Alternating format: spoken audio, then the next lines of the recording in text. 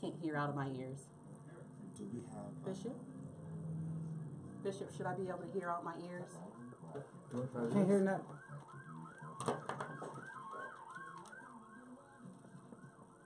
Yep. Thank you, Nicole. Thank you, Nicole. Yes, yes, yes. And Can't we got some victories. Congratulations just to go ahead the and I'll women. take care of that. Congratulations to women of all over. Okay. For now. Welcome to In the Heart of It All with Monica C. Guidry. It has been a while, and I have missed you guys in Columbus and everybody that's on social media that's watching in right now. Thank you for tuning in. It is a great day to be alive. Do you know why? I'm going to give you a second to think about it. You know how it is, what we do. Think about why it's a great day to be alive. Because you have purpose in the earth. If you woke up and you have breath in your body, that means you have purpose. And one of the things that your purpose to do is to encourage someone, to smile at a stranger or passerby, and uplift someone out of a place that they may be in that needs your voice of encouragement to keep them going. So with me in the studio, I have my man, Joe Nathan. Hey. That's going to be bringing the now topic. So before we get into the show, the interviewing portion, we're going to talk to Joe Nathan. He's going to tell us what's happening in the now. Well, good morning, everybody. Hope everybody is having a wonderful day. The now topics, we're going to start off with voting. I hope that everyone voted and let your voice be heard. It's a good thing. If you did go out and vote, it's very important. Congratulations to all of the winners, especially the women that won. Congratulations to all of them. I stand for equality, I stand for variety, and I stand for unity. And so it was good to see that. I actually overheard someone saying, well, I'm not very political, so I don't vote. And so I said, say if we were on a team and it was 14 of us. And only 13 people voted, and your one vote will make that change. Because if you don't vote, that means that we will be stuck. So we need everybody to vote to see that change. And yesterday we saw a change, and so it was good to see that. I mean, people wasn't even playing with us. Google wasn't even playing with us. You go on Google, and Google said, it didn't even say welcome to Google. You know how I say Google and different. It said go vote. No, it didn't. Yeah, Google said go vote. Google said, don't look up nothing right now. Go vote and then come back. That's what Google said. So it was good that people went out and voted. And if we keep that same tenacity, we'll see a change in 2020. Wow. Yes. Then we have some artist spotlights. Congratulations to Bishop Roger Harrison and the Voices of Deliverance of Temple of Faith, Church of God in Christ. They came out with their third album on this past Sunday, and it's called Look Where He Brought Me From. It's all over social, any media outlets where you can purchase music from. It's called Look Where He's Brought Me From. And who is that? This is Bishop Roger Harrison Sr. and the Voices of Deliverance. Nice.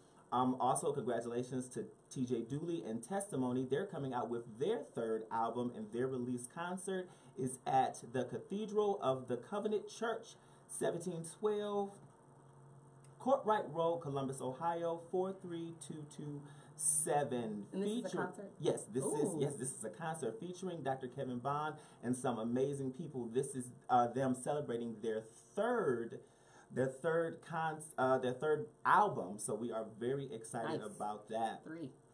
Also, congratulations to Ursula Butts. She's also having a release concert November 18th at New Birth Christian Center, 3475 Refugee Road, Columbus, Ohio, 43232, featuring Greg Watkins and the Worship and Praise Chorale and Robert Fleming. I don't know if I said the date for Terrence Dooley. Say it. Okay, so the date for Terrence Dooley is November 17th at 6 p.m. And the date for Ursula Butts, once again, is November 18th at 5 p.m. I will be at those two events, so make sure you guys come out and say hey. Nice. So now you sing in a few of those, right? I do sing in Greg Watkins and the Worship and Praise Chorale, and I do sing in TJ and Testimony. I am a part of Testimony, so this is actually our release concert. That's awesome. Yeah. Okay, so you can't just pass that over. Like that's something that's pretty important, and you have an amazing voice. I see Thank that you. I do appreciate that. I see that there are other artists that's going to be at that concert. Yes. We have Dr. Kevin Bond. We have Joshua Purcell and Courageous. If I'm saying that correctly, and that is from Louisville, Kentucky. And we have Aaron Hampton from Columbus, Ohio I know as Aaron's well. mama, Nikki Hampton. Yes, so they will be out to celebrate with us, so I'm very excited about that. That's cool. You know what I love about Columbus, Ohio?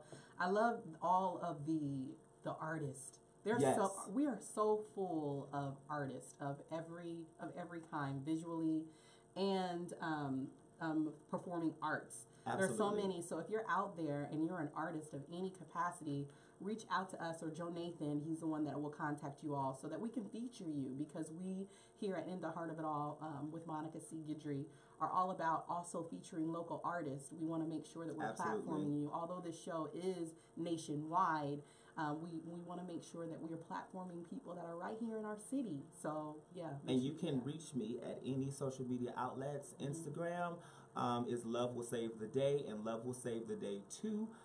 Facebook is Joe Nathan Banks, and my email is jonathan61@gmail.com. So if you are an artist in any capacity, please email me and let me know so we can get you featured. Yes. Well, thank you for the now topic. Absolutely. That was awesome. I think voting is extremely important, regardless of what your party line is. Yes. I'm not one to tell anybody who they need to vote for and all of that stuff. I became an informed voter, Yeah. I would say, the second year after I was even able to vote. So I don't necessarily vote along party lines, per se. It's researching the candidates, researching the issues, and making an informed decision based off of that. So if you were able to go out and vote, kudos to you. You are a part of solution. Just as long as your voice is heard. Amen. As long as your voice is heard, that's what matters. So thank you again, Joe Nathan, for those now topics and those shout outs. Yes. Before we get into the interviewing portion of the show, just want to shout out a couple of people, or actually one of the people who enable me to be able to do this. This show is powered by Believe 614, and I also want to shout out Live Wellness Center, which is located at 1335 Dublin Road. Their phone number is 614-437-9910. They are a Christian clinical counseling facility and traditional clinical counseling facility. They take care of anything ranging between post-traumatic stress disorder, anxiety, depression, eating disorders, so on and so forth. So if it's something that you are interested in, finally getting to the bottom of whatever it is that you're facing mentally, contact them. Live Wellness Center at 1335 Dublin Road, Columbus, Ohio, 43215. Phone number is 614-437-9910. Awesome. All right. Let's do it. Well, I am so excited that I get to interview you. Oh my gosh. So you have literally been across the world. Yep. I mean, I have. And I'm so excited. So let's just jump right in. Yeah. Tell me, how was your experience? So that's kind of a loaded question, because there's so much to it. So how my experience was, I'm actually finally I was able to process it, because it was, first of all, my first time out of the country. I have never been out of the country before, ever. So this was my first time flying on a plane for as long as I was on a plane. So let's back up. How was that? How was that? That is hilarious. Because my first flight, I remember taking it. It was awful. Like, it was dreadful. So how was that? So the flight was long, first of all. It was extremely long. We flew into Atlanta. That flight was only maybe an hour and a half, so it wasn't long. And then we had like a 4-hour layover at the airport. And while we were there, people that were headed to Johannesburg were also in that that waiting area. And when we got on the plane ride was like, it was over, I want to say like 17 hours. It was a long time. And people don't like turbulence, but I have to say that the turbulence was a welcome for me, because it was like, oh, I'm still here. Because like you fall asleep and then you wake up, and then you fall asleep and you wake up. So you just want to know when you wake up, like, you're existing. Yeah, like am I okay? Or like, what's going on? Oh, okay, there's some turbulence. Yeah, everything's fine. Everybody's I'm good. So yeah, so the plane ride was a good, smooth plane ride, and I watched about 2 movies, slept and woke up, and had about 10,000 bathroom breaks, because everybody knows now I'm pregnant. So congratulations. Yeah, thank you. So yeah, it was an experience, the plane ride, for sure. Oh wow. It's long, guys. It's long. It's a long ride. So, I know that you was in South Africa, correct? Yes. So what part were you in? So I was in Johannesburg. So we flew into Johannesburg, and then we went to a place called Witbank. And so, as you guys know, Africa is the continent, and I was in the country of South Africa, and Johannesburg is where a province that we were in Witbank. And I was able to visit like 5 other provinces while I was there. And I have to tell you, it was beautiful. So the first night that we got there, the sun was setting. I didn't get to see the actual sun set, but you could see the sky. And the sky was like this beautiful burnt orange. And there was nothing, there were no buildings or anything in the way. So all you could see on the landscape was like these beautiful plain, and the open sky. There was nothing blocking the sky. And it was like the sky was so wide and vast. And like, you know, the clouds were like this beautiful baby blue, but then there were highlights of this burnt orange that looked like, you know, like a forest fire from a distance on fire. It was just amazing. The sky was. That is beautiful, and it sounds so. You gotta go. Yeah, I just trip. Okay, so tell me, what were you there for? Okay. So I tell people that it was a ministry trip, not necessarily a missions trip. It was a ministry trip. My pastor, Pastor Lynn, who is also my friend, she's the one that invited me to go. And when I said yes as a friend. As a friend and as a loyal friend, and I don't want you to go by yourself, I said yes. But then my spirit said yes. Wow. And so it was a ministry trip. So it was a women's conference, and it was called Ignite. But while we were there, we were also able to do outreach. Yes. So there was a night of outreach where they actually brought people in from, I'm going to call it the ghetto parts of Witbank, which is where we were. I'm sure they call it some other places in other places of the world. They call it slums, but you get the point. It's they're lower income people. And they brought them in, and we literally just pampered them. We were able to wash their feet. We were able to massage their backs. We were able to speak life into them and pray over them and ask them questions about, you know, what they were going through. And there were some people there that just didn't even feel worthy of that, you know. And also that same day, I was able to do a workshop. So I actually taught a workshop, and I didn't find out that I was teaching a workshop until probably a day or two before I was leaving for the trip. So the workshop that I taught on was called Igniting Your Gifts and Abilities, Extracting Your Purpose from Your Story. And so I was able to get up and kind of share a little bit about what I was going to be talking about at the workshop. And so I got up to my classroom, and people just started pouring in. So the classroom probably could seat maybe 20 people in there. But when I tell you there was no room to sit or stand or do anything, you couldn't even sit on the floor. It was packed. So they had to move me down to the sanctuary so that I could teach this workshop. And what that told me was, it doesn't matter what part of the world you're in, people want to know what their purpose to do. Yeah. And I was able to facilitate that. And so that to me, oh my gosh, that to me was powerful. Like, I didn't take that lightly at all. Like, I am entrusted with these people's lives and their stories. So yeah. It sounds like such a humbling experience. Humbling is a really good word for it. Yeah, it sounds like as you were saying that you were able to wash their backs and wash their feet. What an amazing experience that is. I remember growing up, and when we would have communion, one thing that we would do is wash feet, and that's just truly amazing. And then it says something, and so humbling is the word, and how you were saying that through your pain there's purpose, and you explained. So did you share some of your testimony with them? I shared a little bit of my testimony in the beginning, and then I went around the room and I passed the mic to different people, and I asked them, the very first thing that I asked them to do was to raise their hand if they knew they had a purpose. Yeah. Almost everybody in the room raised their hand because they knew they had purpose. And then I asked, how many of you in here know what your purpose is?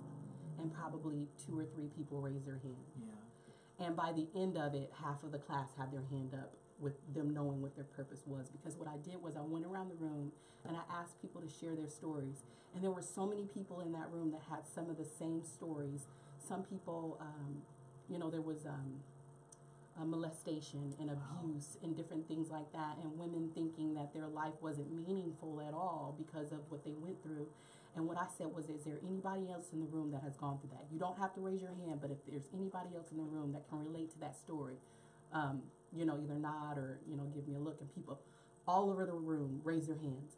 And that demonstration to me was to let them know that sometimes you may think that you're alone, but your story is so similar to other people. And once you get out and once you are free, those people, those hands that you see up, you're going to help them also overcome. Yes. So we overcome by the words of our testimony. That's right. The blood of the Lamb and the word of our testimony. And the blood of the Lamb and the word of our testimony. So that is, that's amazing. Yeah. That's amazing. Oh, I'm over getting a little emotional. It's so good to hear.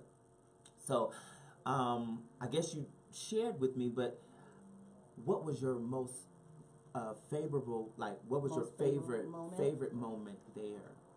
Oh, there were so while you were many. there? I can see or tell. There were so many moments. I would say the moment, definitely the washing of the feet and just talking to different people about their purposes in life. Mm-hmm. There was an experience during the same time that people's feet were being washed. There were 3 people that came up to me that were in my class, and one of them was like, I know what I want to do, but I feel afraid to do it because I just don't think that I'm afraid of rejection. And I was like, well, what is it that you want to do? And she was like, I want to model. I want to be a model. I want to be in fashion. And I was just like, you can. I was like, and I gave her step by step what she needed to do. And her eyes lit up because before that, she had no plan. There were other people, well, this is what I want to do. This is what I want to do. And I was able literally to give them a plan on what to do. And they walked away so much. I don't know. It was like they walked away like believing that they could. Yeah. Whereas before they didn't believe that they could. So like that to me was a beautiful exchange because it's like everybody wants to feel like there's somebody and that they have something on the inside of them that they can do, but they just don't know how to get it. Yeah. And so to me, I'm getting emotional because, you want people to excel, and you want people, I don't care what part of the world you're in, to realize their dream and go for it. So I would say that was probably the most powerful moment to me, is to see someone's light bulb go off. Yeah. I can do this. You can. And the thing is, once you have it in your mind and really realize that you can do this, and there's nothing wrong with you. Mm-hmm. There's nothing wrong with you. You can make it, and you can be great with what you have. Mm-hmm. With what you have. You don't have to be anybody else but yourself. Mm-hmm. And that's what matters. Yeah. I as you know, I always go around and I always say everyone is beautiful. That's because we are fearfully and we are wonderfully made. Right. And everyone is beautiful. Oh, that's yeah, it was pretty awesome. Yeah, it was. So that was a part of the conference, but then we have some free moments too. Okay. Tell me about those. The free moments. Okay. So we had about a day and a half where we were able to just go out and just enjoy. So we went on a safari the first day, and the first day the safari was really cool. Mm. We were able to see the big 5, and that was we got to see 4 of the big 5. So basically giraffes, lions, rhinoceroses. Wow. I believe cheetah was one of the ones. I can't remember all of them, but we were able to see all of these animals. And no, in Africa, they're not roaming free. A lot of these, a lot of them. Because I'll probably be under the truck somewhere. A lot of them are in like these preserves. So it's a vast amount of land. So it's not like that they're, just in this little fenced in place. It's not. It's huge. It's like acres and acres and acres and acres and acres of land, and they're fenced in this. And the safari that we were on, literally, they hunt there. Like, oh, wow. So they, this free game. You zebra out there and lion out there. Good luck, zebra. You might be lunch. You might be dinner. My eyes got like huge. Poor zebra. We didn't see any of that, but we did see a pride a pride of lions, and it was about 5 male tigers in that pride, and which is rare. Which is rare. You never really see more than one male lion in a pride, but I got schooled that day. I was told that you actually can. So and then it was the females and then the cubs. But so I got a bunch of the pictures of that, and then I got to see white rhinos. Oh my God, I was able to see white rhinos. I thought white rhinos were extinct, but they're not. There's some that are still around, especially on this preserve. So were you able to like get close? Yeah, we were to close. them? They were like close. Wow. We were in a like a truck type of apparatus, this thing. So we, of course they can't like get in it, but it was close enough where they were crossing in front of the truck and behind the truck. So like they were all around us. If they wanted to, they could like jump on top of it. Wow. Mm-hmm. Wow. It was crazy. But they wasn't violent at all. They wasn't. No. Wait a minute, did you say violent? Violent. Oh God. Because I would be all over the place. I'll probably be in your lap and everybody just jumping all over. No, they weren't violent. We didn't get to experience any violence. No, everybody walked away with all their limbs and everything. No animals were hurt. It was nothing. Yeah. Good. So you went over. Yeah. You went over there and you poured out so much, and you've learned so much. Yes. So tell me, what is it that you learned about yourself? Myself. What is it that you learned from the trip, and if you was to have the opportunity to go back, would you? What did I learn? I learned a lot about myself. I learned that I'm not as grateful as I thought that I was. So I thought I try to live a life of gratitude. When you go over there, and it was nothing for them to celebrate someone for doing the smallest of act. Something that a normal person wouldn't be that grateful for. Like it was, I can't think of something small right now, but they were extremely grateful. And I was just like, I need to make sure that, not just when the time is right to be grateful, but always. So I learned that I felt like that there was such a great exchange, especially when it came to that, like just their gratitude, like the culture and the anointing that was there. Like I traded what I had for that. It was such a beautiful exchange. What it reminded me a lot of is the South. A lot of people who are Southern. My husband is from Louisiana, and we go down there, and a lot of the traditions I can tell came from their African heritage, their just the way that they did different things. And I don't want to go into detail about that, but it was pretty impressive. I mean, a beautiful place, and I would go again and again and again and again and again and again, and I would urge other people to go too, just to experience it, because when you touch down on the land, it's like your home. Yeah. Literally, the birthplace of humanity. I was there, and I feel like everybody should experience that. Wow. I know how you were saying that the things that sometimes we don't find it to be grateful for, that they are. I remember talking to someone else who went over there, and they had said, how we be like, oh, I just got $1, that's nothing, but to them, $1 is like, oh my God, it's amazing. Yeah, it's awesome. Because the currency exchange is I was just gonna say, how was that? I can't. I had Google with me all the time. I was like, how much is this? Because it would say something like 65 rand, and so I would have to do like a converter. Like, what is 65 rand? Which it came up to like $4 or $2 or something like that. But I had always had to keep that out. And speaking of that, we went to the Nelson Mandela home, which is that was a powerful experience. We went there, and you could see like the bullet holes and different things like that on the house, and we could see how small his house was. He was like over 6 feet tall. Did you know that? He was a very tall man. Wow. But saying all of that, outside of there were people that as soon as you got out of the car, they were like, welcome to South Africa, like trying to get like, money or whatever. And I was so overwhelmed. Like, I'm sorry. If I just need to get in here, right? I'll be back. I'm with this book right over here. It was very, they were very, it was very, that part was also humbling, because they're literally people that are trying to scrape up to survive. really. I mean, there were beautiful parts of South Africa that were developed, Johannesburg, that were developed. Metropolitan city it is, but then there are also places that, and people that are in poverty. And that's all over the world. Doesn't matter where you go. So, yeah.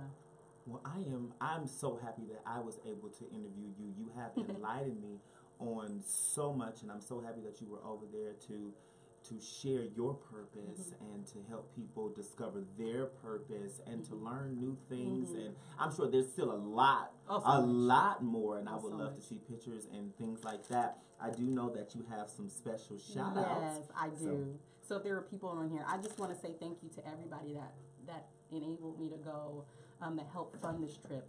I'm sorry. Johnny is about to fall out of his chair. God. We're not supposed to be rocking this table, Johnny. I'm going to get in trouble. I'm sorry, guys. Okay, so I just want to say thank you to some people that helped get me there. I didn't get to get here on my own. There were people that actually helped me fund the trip. So I just want to shout these people out really quickly. My aunt Beverly Pegues, who's also, she's a missionary. She's been to multiple countries. Kelly Gillard, Debbie Harris, Felicia Cawley, Angela Yowzy, Christy Wasson, Fabi, Tara Stewart, Miriam, Tanya Graham, Sandy Burkett, Atesha Cohen, Cheryl Houston, Ayana, Scott, Jennifer Patton, Dane Clark, Oksana, Kelly Hall, Joelle, Dave White, Whitney Richardson, Janelle Crockett Perkins, Sandy, Kenneth Wilder, Joseph and Marisha, Shara and John, and my brothers, Michael Austin and Tori Austin. Every person that put a dime or any money towards me being able to have this experience, thank you so much. I don't take it lightly. Also, Ashley Stentz and Jake Stentz, she did a lot of running around for me the day before I was to go because I didn't have the energy to do it. So I just want to say thank you to every person that allowed me to have this opportunity. I've literally come back changed. And what I believe as a believer is when you sow seed into good ground, absolutely, you will reap the harvest. So everything that I have experienced, I believe and speak over your life that God will give it back to you 100-fold, pressed down, shaking together, and running over. Shall men pour into your bosom because you poured into me. And so I speak that over your life, that there is nothing missing and nothing broken. And I speak wholeness and healing over your bodies and over your minds. Okay? Amen. So you know I like to end with prayer. I think we're shutting it down. I hear the music. How much time do I have? Yeah, 1 minute. 1 minute? So I'm just going to say bye, guys. I love you and thanks for tuning in. Check out my pictures on Facebook. Bye.